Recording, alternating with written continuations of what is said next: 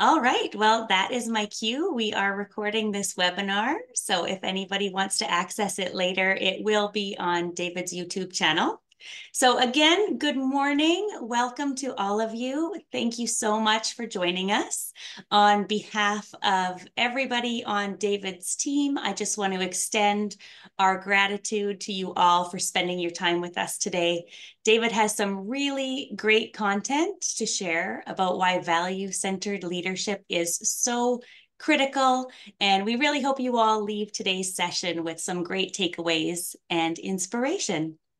As many of you may already know, David has more than 35 years of experience as a family therapist, workshop facilitator, lecturer, and advisor to leadership executives from all over the world.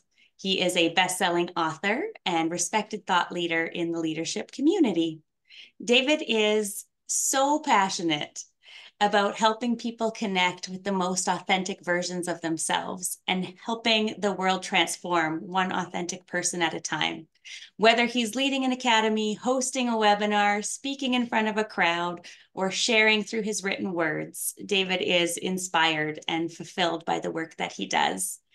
In our upcoming Leadership Academy, we'll be diving into 4 days of valuable content, similar to what you're about to hear here today. If you're interested in the Academy, if you've heard about the Academy and you're considering it, we really encourage you to join our mini-series. It starts on March 1st, and it's 30-minute sessions over a 4-week span that will give you a really great taste of what to expect at the Academy. We'd love to have you. So without further ado, David will get us started on today's webinar. Thank you, Kristen. As always, thank you for your energy. And folks, thank you very, very much for coming today. I always like to stop and just acknowledge, we're very privileged to be here. If you can sit for an hour and, I'm going to talk for an hour, and if you can stay on afterwards for a half an hour of dialogue, I think we can all consider ourselves privileged, considering what many parts of the world are going through right now. And I just want to stop and acknowledge that this is my way to bring a little bit of light to some of the darkness that's around us. So it is my privilege to be here. And thank you all very much for your willingness to show up this morning. And I just feel like really connected to this community that we are creating here. First of all, I'm going to say I don't like the title of this presentation today, because I'm not sure that people-centered leadership, there's really a trap there. I'm just trying to be provocative. I'm trying to create some excitement for myself, and I'm trying to create some stimulation in terms of thinking about leadership in some new ways. Those of you who know me know that I'm deeply, deeply, deeply committed to people. And so when I say that we don't want to be people-centered, I'm going to build a case for that, but it doesn't mean that we don't need to care about people. But I hope that this thing will unfold in a way that's very nourishing and strengthening for everybody on the line here. I do like to just be very transparent that one of the big reasons why we hold these webinars, besides keeping in contact with people and creating value, is to let people know about our academy coming up. And so please, if this material intrigues you, if it interests you, if you want to go deeper with it, I would invite you to explore more deeply. We have an in-person session at the University of Calgary in April. And then in May, we have a virtual session, essentially the same session. And as Kristen so eloquently described, we're having a mini-series to give you a taste of what you can expect in these academies. So again, as usual, we're going to go on a journey today, and I'm going to do 3 things in the next hour. I'm going to build a case for not being people-centered in your leadership. And that might sound counterintuitive, and you could build a case in return to say this is just semantics. But I think you're going to learn here, there's a big difference in my mind. We all have to come to this in our own way. I'm going to present to you my philosophy here. And we all have to come up with our own philosophy. I'm encouraging you to come up with your philosophy. You don't have to buy my philosophy.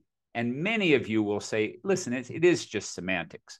But I think there's a fundamental difference between being value-centered and being people-centered. And we'll learn that. And then we're going to talk about principle-centered. And you're going to hear, it's going to be interchangeable.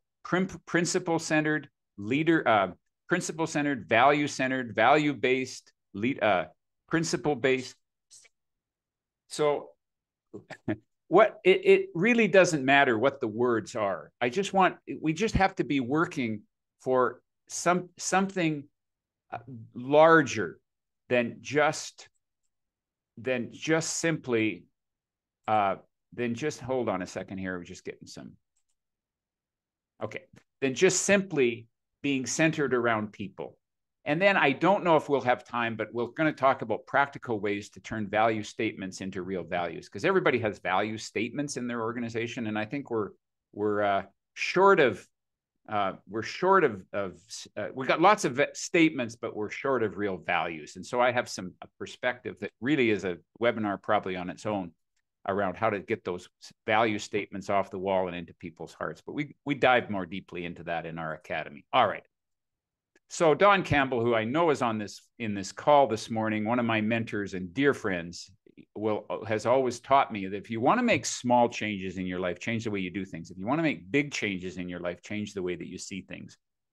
And my goal this morning is to have you see this, to have you see leadership perhaps in some new ways and some new views, and to have you reflect on what really your philosophy is. We hear this lately: customer-centered business, student-centered schools, child-centered families. And I'm going to push against this. Again, I'm going to be provocative. It doesn't mean I don't care about customers and that we don't want to take care of our customers. We don't want to take care of our students, and we don't want to take care of our children. I don't mean that. What I want you to do is to be mindful of when we center our business around your employees or your customers or your students or your children in your families. I think there might be an unintended consequence from that approach to life. And what I want to do is that I want to give you a historical perspective. First of all, I want to say this is a brief and incomplete history of human consciousness. Many of you can, there'll be lots of gaps because I've only got 5 minutes to present this particular slide. There's going to be lots of gaps in this evolution. What I want you to do is get a feel for where we have been in the last 100 years. And I want to put a context to this whole notion of a value-centered approach from a historical perspective.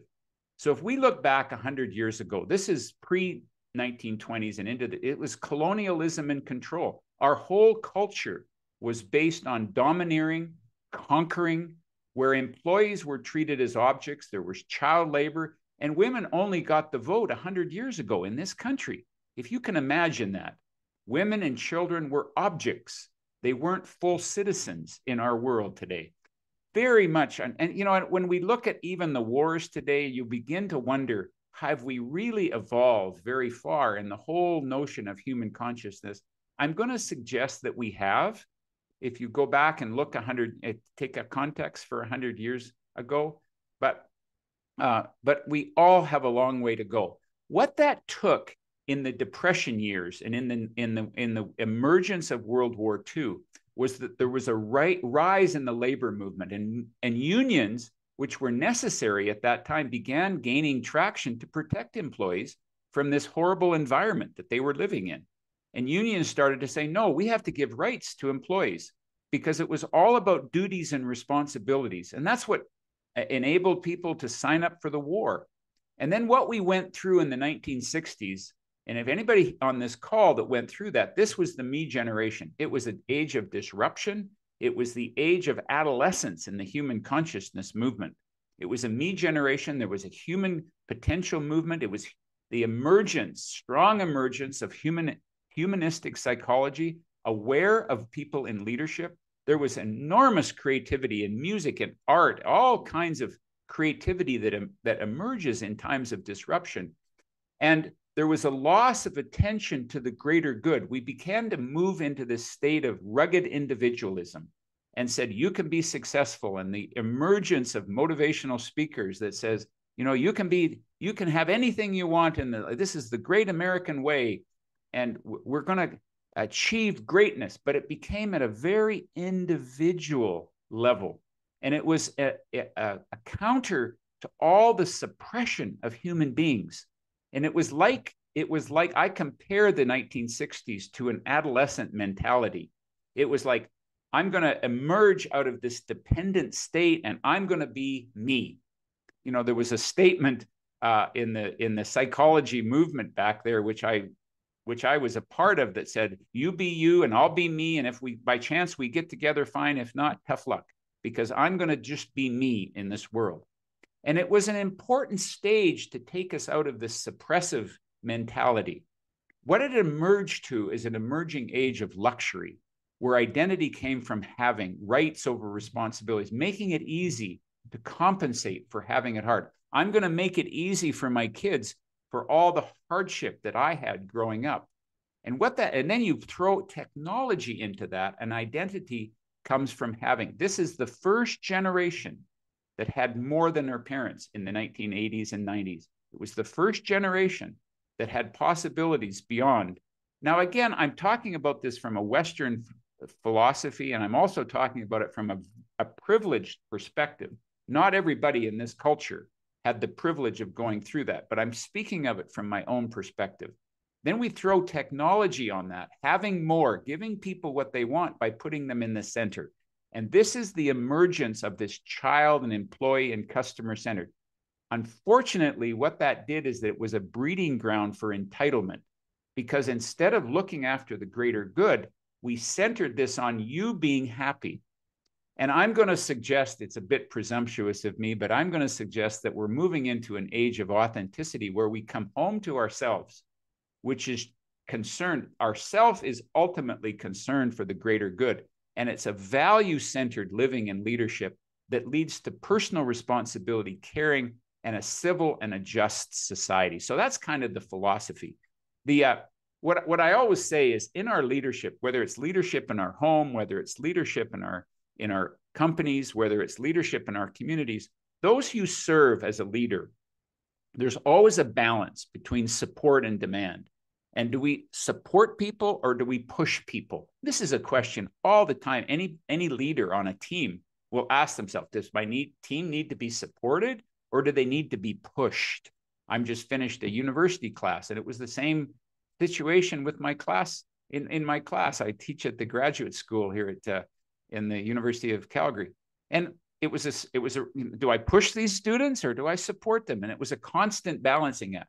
Unfortunately, if we look historically, what happens is this was an age of demand, where throughout, prior to the 1920s and right up until the 1960s, this was an age of children had no rights. They were pushed. I remember my mother going to school and was strapped on her first day of school. And she never told anybody about that. She rode her horse 6 miles back home and never told a soul. That's too much demand. And so what can happen is, when we've had too much demand in our upbringing, we can overcompensate and say, I'm going to give you everything that I didn't have. I'm going to center my next family on my kids. And what we end up with is what we have today, which is, I think in the last statistic I read, about 75% of 25-year-olds still live at home, where they just haven't, which is, I'm not being critical, but it's a response. Maybe I am being a bit critical, but it's a response. Are we really helping children develop strength when we center our existence on their well-being? And this sense of, you got to look after me, you got to take care of me. And this is where we need to move the needle, not back to the old days, but we need to move the needle, navigate it back where we're in the middle somewhere, where we have the best, where we're challenging people, where we're building responsibility, but we're also building compassion through the awareness of the human spirit. So that's our challenge today. Now, this is what we see in this me generation. We're not far out of that. We're less than 50 years out of this me generation, this sense of entitlement, this sense of having the world revolve around our children. I've decided I want to be a millionaire when I grow up. Well, you have to work pretty hard to get $1 million. No, I won't. You will. Me, I just want to inherit it. This is a mindset that we have created inadvertently through this need to put our emphasis on taking care of of children and employees. And then they bring that mindset into the workplace. So I gave a presentation last night to a group of parents on raising accountable kids. And I always say, I'll just a quick review of that presentation, but this is, it exhibits my perspective here, which is you want to start with the end in mind. If you're a teacher, if you're a parent, if you're a leader in an organization, what I learned from Steve Covey is start with the end in mind.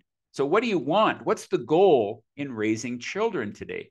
Now, if you gave parents a list of potential goals to have: assertive, athletic, attractive, capable, competent, caring, confident, dependable, happy, healthy, independent, intelligent, popular, reliable, responsible, successful, talented, thoughtful, just as some words of example, I'd say pick one. What it would say your goal be, your number one goal in raising children. And the one word that rises always above all the rest in this generation is that I want my kids to be happy.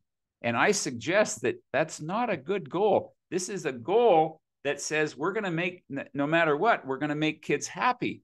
And this notion of centering our lives on children, I'm not sure that that is a sustainable goal, because guess what? Happiness goes up and down. If you just had to ground your 15-year-old or take their phone away, you know what? They're not going to be happy. They're going to storm down the hall. They're going to slam the door. And any parent in this call that's worth their salt has had the door slammed in their face, and the door slams in your face, and they're not happy. But if the goal is happy, what you'll do is walk after them, open the door, and give them their phone back so they'll be happy. And I suggest that that's not sustainable, because it breeds this sense of entitlement. Okay.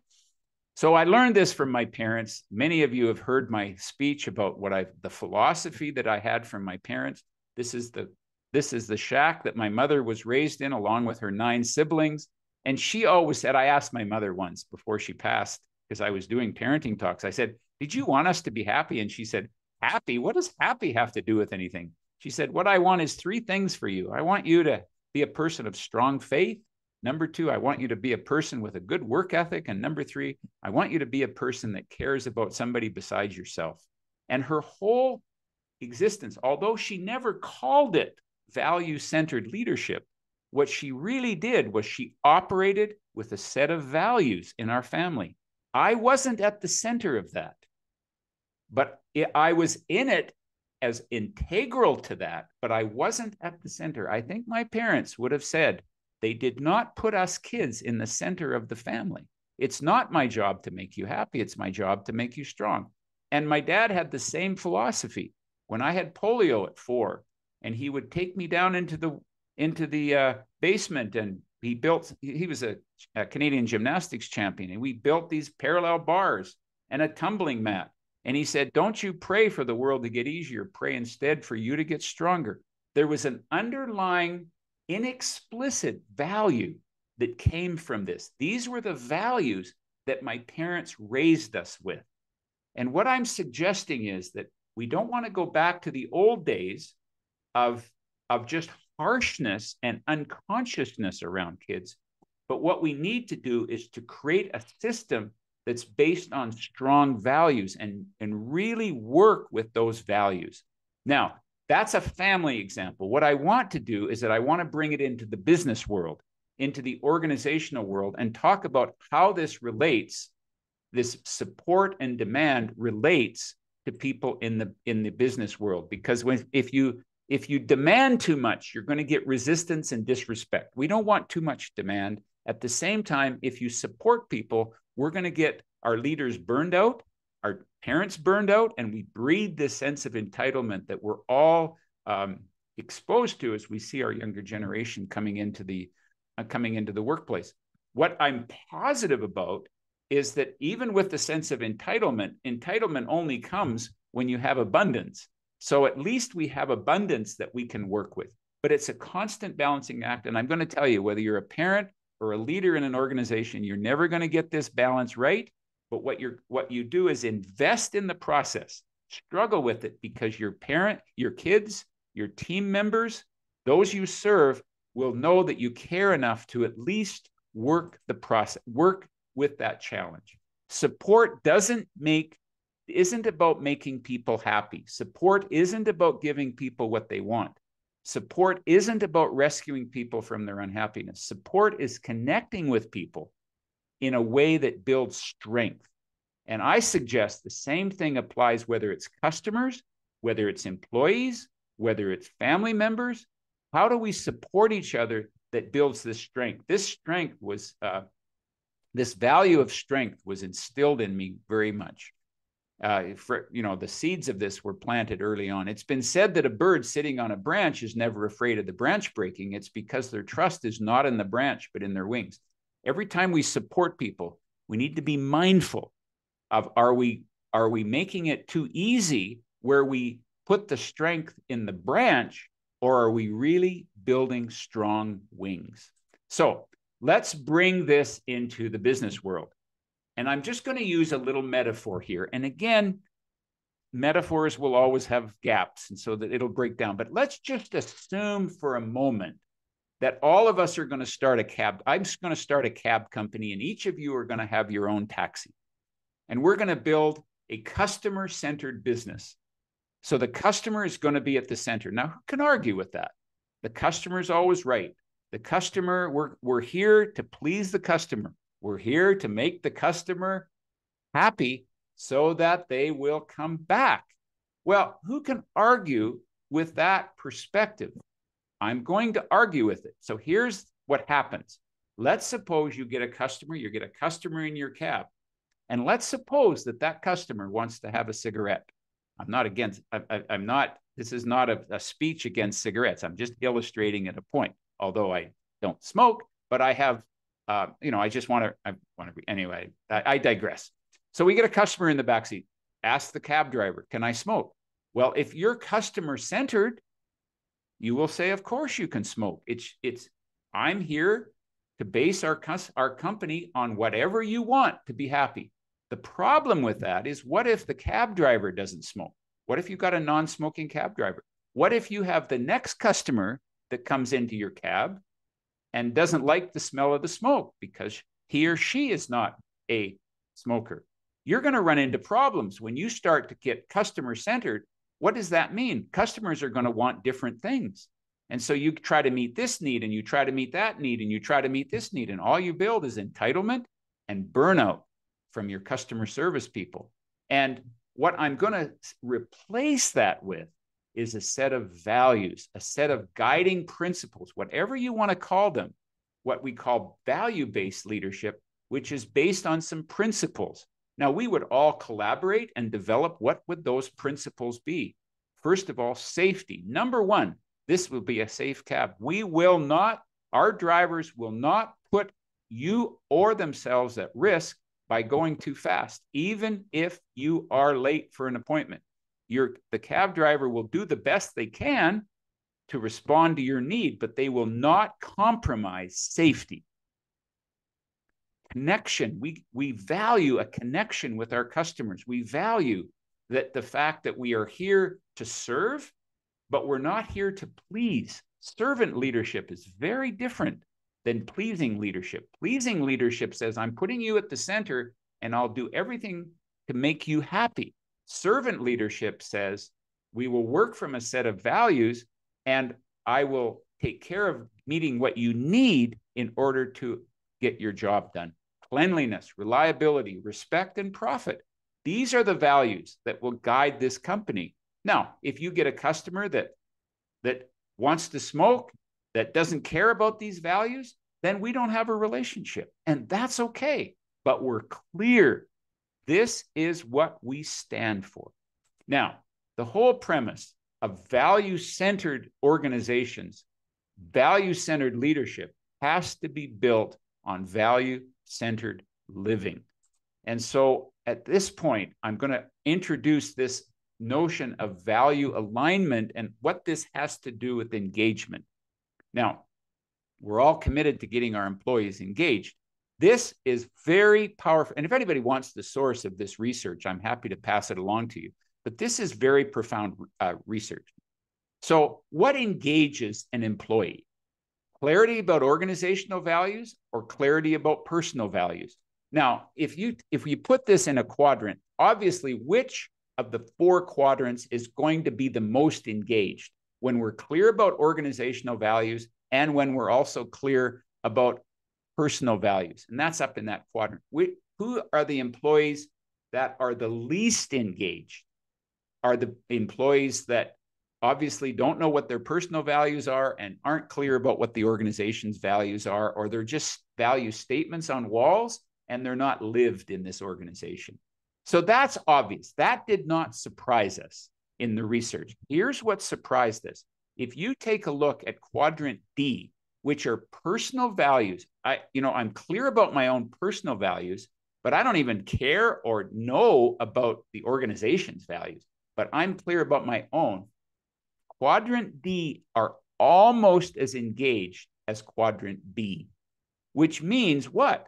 When it comes to organizational values, they're meaningless when it comes to engagement.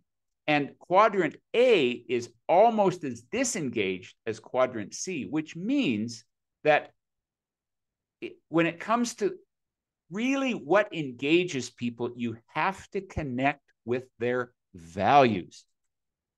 So what we typically say in organizations is that we got to get employees aligned with the organization's values. So we present this at a hiring session. We got to connect people to these are the values that we expect you to live if you're going to work here. Now, that is a legitimate request, but it's only half of the equation. What we also need to do, which I'm going to suggest we're not skilled at, is that we're not skilled at connecting the organization with the employee values, or with the, if you have a family business, how do you make sure that you're creating a business that's aligned with the employees' values and the organizational values are aligned together? So how do you do that? I'm going to suggest a single process, and it comes through conversation, asking, assess what I call the ask-tell ratio. Are you asking and listening twice as much as you're telling? Now, here's some sample questions that get to values alignment, okay? And then we're going to move into talking about what it means to be a value-driven person, because that has to form the foundation of your leadership. So these are questions. Now, you're obviously not going to ask all these questions at once. You're welcome to take a screenshot of this and ask the questions that matter to you. And, start with one or two questions. And, this is an undeveloped muscle. We are so unskilled at asking these kind of questions. We just got to get the work done. Now, get aligned with our values here. And we don't take the time to align with the employee values. And this is the way, these are some questions that can lead to an alignment between organizational values and personal values. So what matters to you? And what is interesting is I go through these values. I don't think I've ever sat with Kristen, for example, on our team and actually asked very many of these questions. And I'm going to hold myself accountable. Kristen, you and I are going to have a conversation at some time in the next few weeks, and we're going to go through some of the answers to these questions. So you might want to pay attention, because they matter to me, so that we can make sure there's an alignment between your values and our values. What matters to you? What do you value? What's important to you? Now, that can be implied, and I can guess, for example, Kristen being on our team, I can guess this, but I've never really helped or sat and listened to her articulate the answer to that. How does your work here support you to live your values? How is your work a tool, an opportunity to express what matters to you? How can I best support you in this endeavor? How do you define success in your work? How can I help you succeed here according to your definition of success? How will we support each other to live our values? How will we be accountable to each other? What is your experience of working here? How can we work together to improve that experience? How safe is it here for you to speak up and be honest with me? Now, we need to keep asking these questions in our own form. We need to care enough. And it doesn't matter what the questions are. use your own questions. But what we need to do is care enough to get people aligned with these values so that we can really know. Now, you can do the same thing with your customers. You could do the same thing if you're serving your customers. How can I support you? But this is whenever you can have this with your kids, for those of you who are parents. This is the way that we begin to solidify and crystallize our relationship through this thing called values-based alignment in our leadership, okay? Now, let's go back to the foundation of this, which is value-centered living, because this is ultimately has to start here. You know, I always say, if you don't have personal values clarified in your own mind, personal principles that you live your life by, don't expect the organizational values to have much relevance for you, because they're just going to be words. The question is, how do those words up on the wall that clarify what we stand for as an organization, how does that clarify and align with your own personal values? And if you don't know that alignment, you're just going to discard those as simple words. So I have had to, in my own life, begin to understand what a value-centered life is, what a value-based or a principle-based life is. And I've had to struggle with this through my own mental health challenges. And many of you have heard my story around this.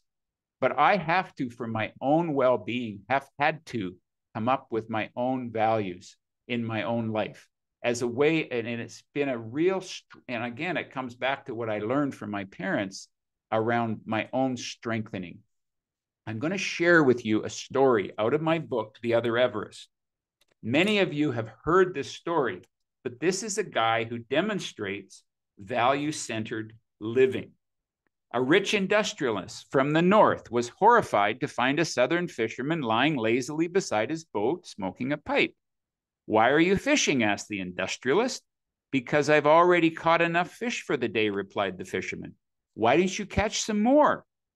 "What would I do then? You could earn more money," responded the industrialist. "With that, you could have a motor added to your boat to go into deeper waters and catch more fish. Then you could make more money to buy more nylon nets, and these would bring you more fish and more money. And soon you would have enough money to own 2 boats and maybe even a fleet of boats. And then you would be rich like me." "And what would I do then?" asked the fisherman. "Then you could really enjoy your life." "What do you think I'm doing now?" replied the fisherman. So you see, this fisherman was authentic, in my words, not because he was lazy, but because he was clear. The industrialist would call him lazy. I call him clear. He had a clear set of values. He might not have had those values up on a wall, but they were written in his heart, just like they were with my parents. So what values are on your heart? And that, I'm going to argue, is what we want to center our life around. And then we extend that to living our leadership around the values that extend and grow from that. Now, let me share with you my own personal values. And I don't want to make this about me, but I want to use it as an example to show you how I actually use these values to guide my life. These values are something that I've had to come up with. And, you know, I had a doctor tell me once that the key to a long and happy life is to get diagnosed with a chronic life-threatening illness and have to take care of it every day of your life. And because I struggle with my dad's propensity toward depression, these values have been a great strength for me. And I've had to, you know, I'm a better person for having to come up with a set of values in my own life, but it's actually by having to do that, it's actually hopefully made me a better person. So I'm going to go through these one at a time. They're very personal to me, and they don't need to be, obviously they don't need to be your values. What I want to do is inspire you today to clarify what would be your values. We spend a great deal of time with this in the academy, looking at identifying and clarifying what your values are. But here are what I would consider to be my top 5 values. And I'll just go through them one at a time. I want to talk to you about contentment. I used to define contentment as complacency. In my 20s, I would have said, I don't want to be content. I want to succeed in life. And that was a necessary mindset that I had then, because success was what was important to me, and at a financial level, at a level in the world. But The culture will tell you other things. The culture, just like the industrialist told that fisherman, the culture will tell you what you should value. But authenticity means stopping, going inside and saying, what truly do you value and how explicit do you bring those values into your leadership? So many of you have heard my story. Whenever I speak to a group of very successful entrepreneurs, I always ask them, well, how much is enough? And I will never forget one time I worked with a group of entrepreneurs. It was a group where the requirement to get into the group was you had to be earning $1 million personal income. And I started, you should have seen the parking lot, right? In this golf course where my presentation was. And I started the presentation with a simple question: how much is enough? How much is enough in this culture of more? We have this culture of more in our world. Well, we talked about that for 10, 15 minutes. Never did get an answer. All the best I got was more than we have now. So we have this culture of more money, more stuff, more followers, more attractiveness, more fame, more selfies, too many iPhones, iMacs, too many eyes. How many of us have self-centered lives and know people whose self is at the center of their life, whose money is at the center of their life, whose number of followers is at the center of their life, how attractive we are? This is the culture. And we're taught that the more we have, the better off we'll be. And I'm going to suggest it doesn't take much to look around this culture and say, the goal is not sustainable. Having more is not what is going to bring us more peace and well-being. If there's anybody here who's traveled or lived in other cultures that are far poorer than us, many times I've walked into cultures where people are much happier and they have far less. It isn't the more that gives it. Now we have to have understandably a certain level of financial well-being, but at the same time, more, is it really giving us what we need? And so what I've learned from a community called Holistic Managers, and some of you on this call are part of that community, which are a group of ranchers that are committed to sustaining agriculture, and farmers and ranchers who are in a community to stop the desertification of our land by their ranching practices. And the first thing that we do is that we define clearly what kind of quality of life is important to you, what kind of quality of life is important to your family. Now, this is my quality of life statement, is my statement of well-being, my health, my relationships, and my contribution to the community. These are the values that underlie my quality of life. And when we define that clearly, and I'm not going to take you through the process thoroughly today, but if we define that clearly, then you know how much production, how much is enough that will support our quality of life. That is my definition of what's enough, is to support the quality of life of the people in your life, yourself, and the people that are connected to you. But we get it all backwards in our society. We work and work and work and produce and produce and produce. And then we try to squeeze some kind of resemblance of quality of life into our production. And we get it all backwards. So when it comes to this contentment, this is profoundly something that is now influencing a decision that I'm making in my life. And by the way, if your values aren't tested under pressure, you haven't gone deep enough with them. I'm going to share with you how I've been tested. As I get this next chapter of my life, I turned 68 on Wednesday this week. And I'm in this last chapter of my life. It's going to be a long chapter, I hope, God willing. It's going to be the next 20 years. But what do I want to do with my career? What do I want to do with my legacy? And there's some anxiety that's been produced. And I feel like I want to produce something that's going to live beyond me. And I have this view of legacy. I have this fear of, this reality that if I died today, my work would stop. But then I'm forgetting my values. And what I'm doing is that I'm expecting, I got to make this thing bigger. I got to make it more substantive. I have to do more. And it created anxiety for me. And I forgot to go back to my value of contentment, because I have to be content with what I have, not complacent, but I have to be at peace with what I have and the impact that I'm making. And I've been talking to several people who have reminded me, because I need to have people, a community of people in my life that support my values.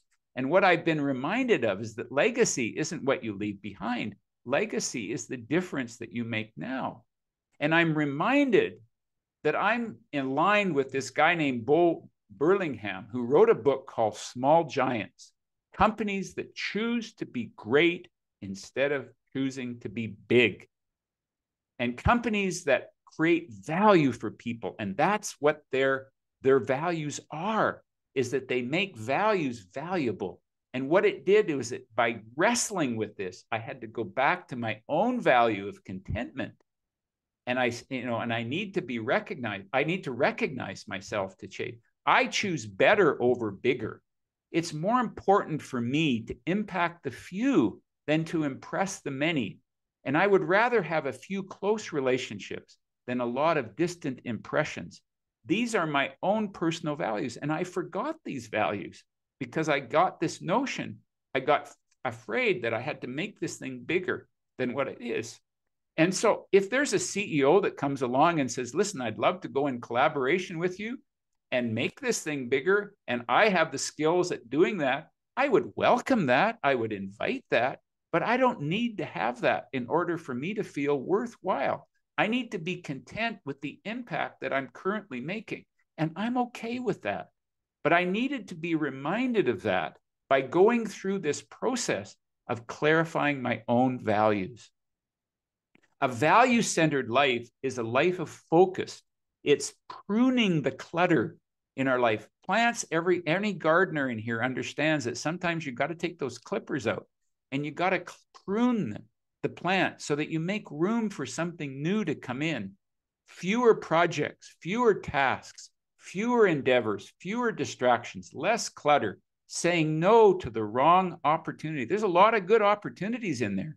But if we're not clear about our values, we'll try to be everything to everybody, especially when we're building our business and our life around being customer driven, being employee driven.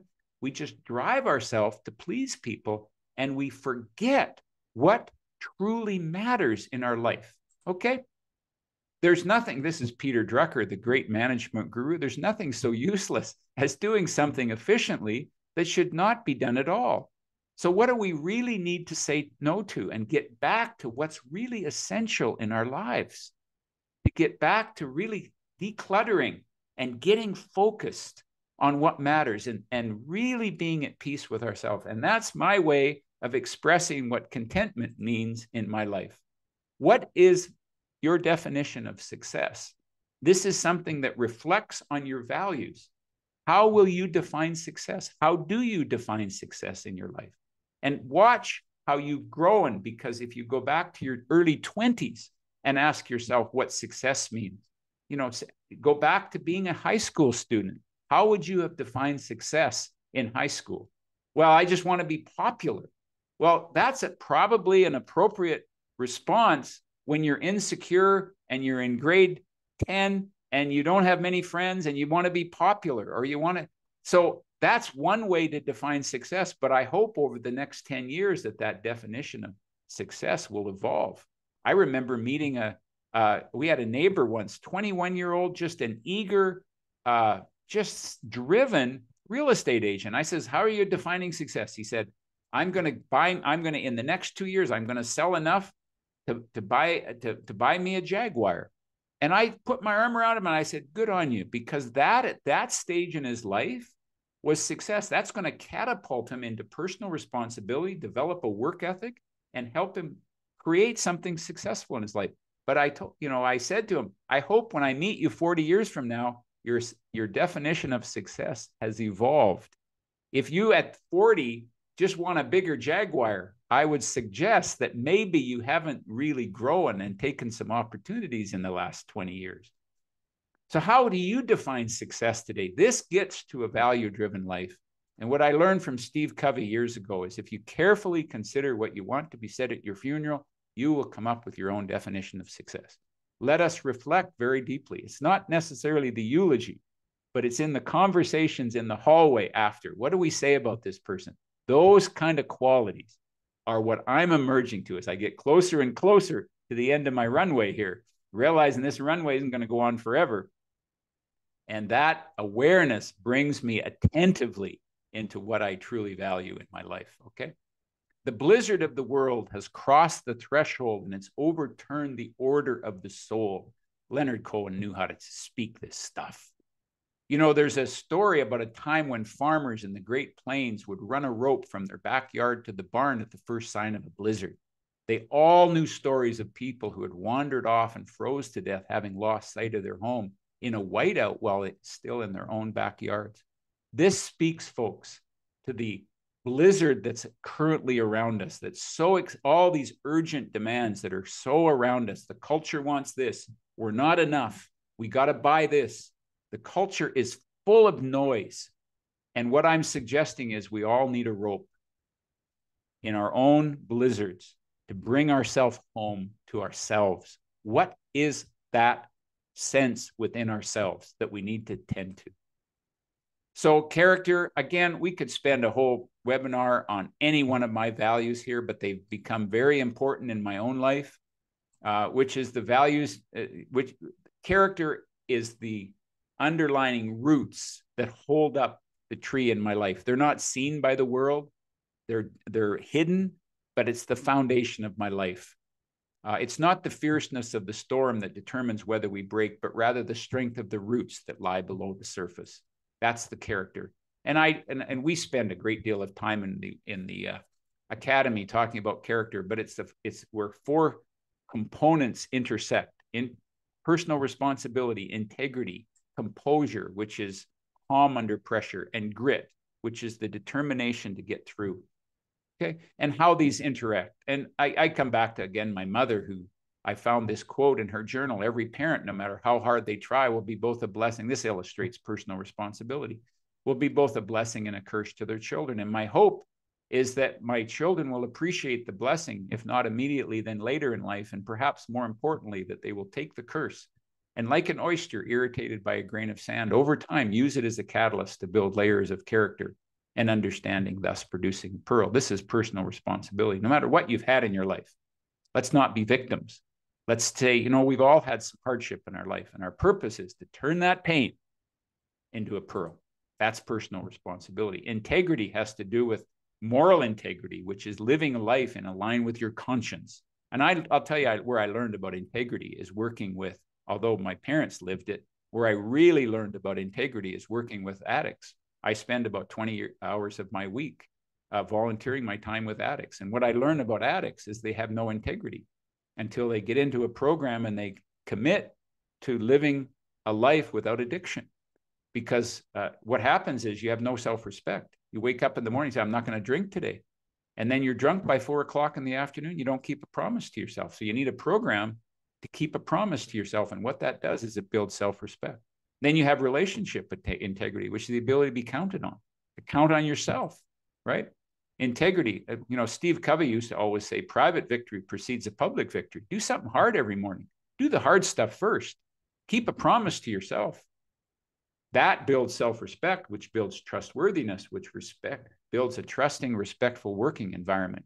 You don't build a trusting, respecting work environment with a bunch of programs. You build it with leaders who have integrity, who model keeping promise to themselves.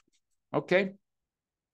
I've defined these 10 areas of what it means to be an integrated leader. This is integrity. And you look carefully at these areas and you look and say, hey, how am I doing in each of these areas? I think our lives can all be summarized into one of these 10 areas. And then ask yourself, what today needs attention right now? And this is one action plan you can take out of this webinar. Look at these 10 areas and ask yourself, which of these areas? And notice that I don't put family in the center. I put purposeful living and inner well-being, because that's the center of my life. Everything has to flow from that. If I'm not contented, I will contaminate my family. If I put my family first and I compromise my well-being, these are choices. And you don't if I do that, I won't have a family, because I understand from my own mental health challenges, if I don't take care of my own well-being, then I will contaminate and hurt people in my family. I will neglect people in my family. If I put purposeful living and inner well-being there, then I have a place to take care of my family. Notice in your own life, you might say, you know what? I need to get myself out of debt. I need to find a way, because if you're financially unstable, that's going to impact every area. Every area will affect every area. Maybe I need to be more creative, and maybe I need to play more. Take an inventory of your own current life right now and ask yourself, where do I need to be attentive? Make a promise to yourself that I am going to follow through and pay attention to that area in my life. And I'll promise you something, it will take any area. Don't take all 10. Pick one area that needs attention right now in your life and spend time having integrity to work with that area. And I'll tell you, it'll impact all the areas. Any area will impact all the areas. Say, oh, I need to, I've been slogging too much. I need to be more creative. Whatever it is, whatever needs attention in your personal life and in your work life. Gandhi said it this way: a person cannot do right in one department of life while he's preoccupied with doing wrong in another department. Life is one integrated whole.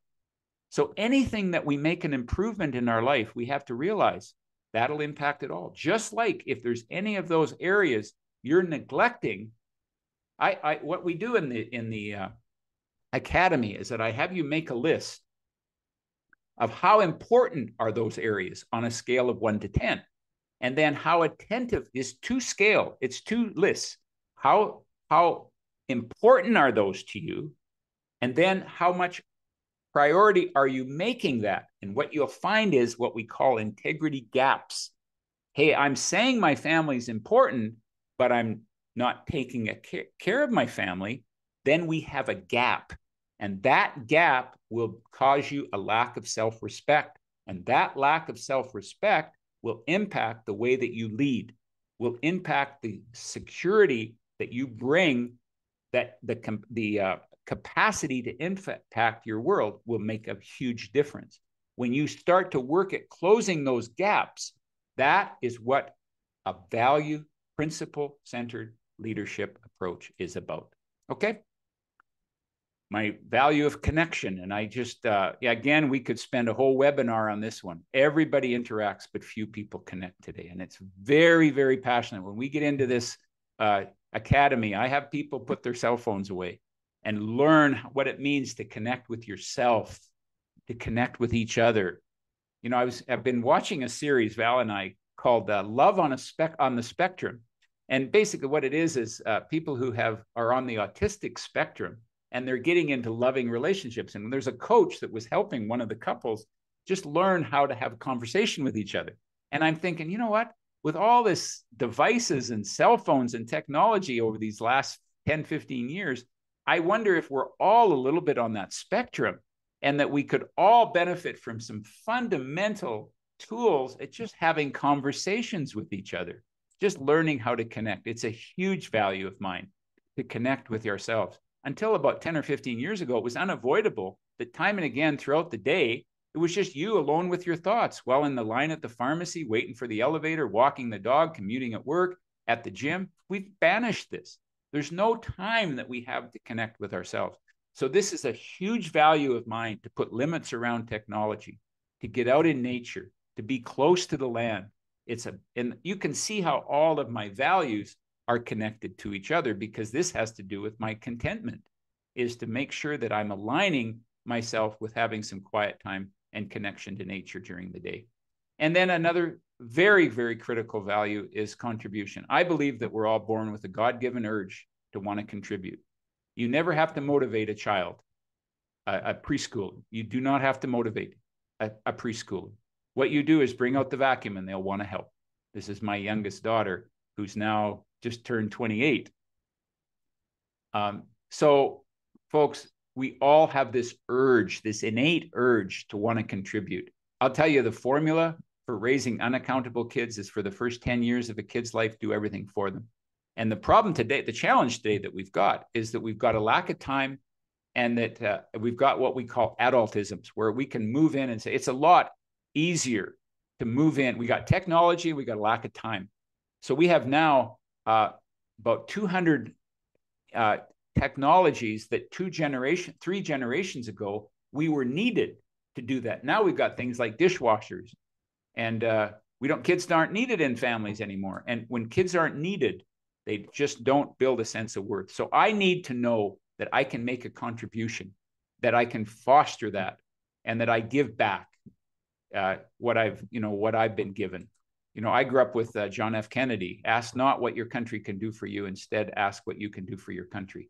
Just notice if you've ever baked a cake with a 4-year-old, it's a whole, it'll take a lot longer, but then they feel that they contribute. And you don't build responsibility in kids by giving them things. What you do is create an environment where they feel that they can contribute. And then curiosity. I'm a lifelong learner. I keep learning, and I got to honor all these values. And when I don't honor these values, my well-being gets off, and when my well-being gets off, all of my actions get off. My family feels it, my team feel it, and I have to come back to my own values. So folks, I'm going to wrap it up there. This is a topic for a whole new day, which is turning value statements into real values. We get into this in much more detail in the Academy. How do you get those fancy value statements off the wall? First of all, you have to involve all stakeholders in developing them. So often these are corporate initiatives, and we miss the field. You got to involve everybody in the development of your values. You have to create a compelling why. Why are we have values in our life? Why do we have values in this organization? Why is it important? We have to foster what I call commitment conversations, where we hold people accountable for living those values. You got to tell the story. Don't ever start a meeting without a story. Tell the story of where people on your team lived the values in the last week. Embrace the negative. You're always going to have a gap between what you claim and how you live. And you got to make that gap discussable. Don't think that a good organization is one that doesn't have a gap. We all have a gap because we're human. And then make those values visible, prevalent, and discussable. Okay? Anyway, I'll come back to my Academy. I invite you, if this intrigues you to want to go deeper, please feel free to research this. Look into it in more detail. I know that Kristen is putting the links of all the Academy and the mini series onto the chat room. I would love to get your input. I'd love to hear in the chat room what value this had for you today. We separate this Academy into 2 pieces. One is leadership presence, and then the second half is leadership practices. The presence is all about your worth and your values and your calling in life and your character and your community. And then your practices is how do you create safety, foster trust, build accountability, embrace change, and live with integrity in your life. So it's looking at the whole integrated human being as a leader. All right. I hope that I said something today. I hope I've built a case for the fact that why we don't want to be employee-centered, but we want to be value-centered and principle-centered in our work. And I hope that had some value for you in that presentation. I will now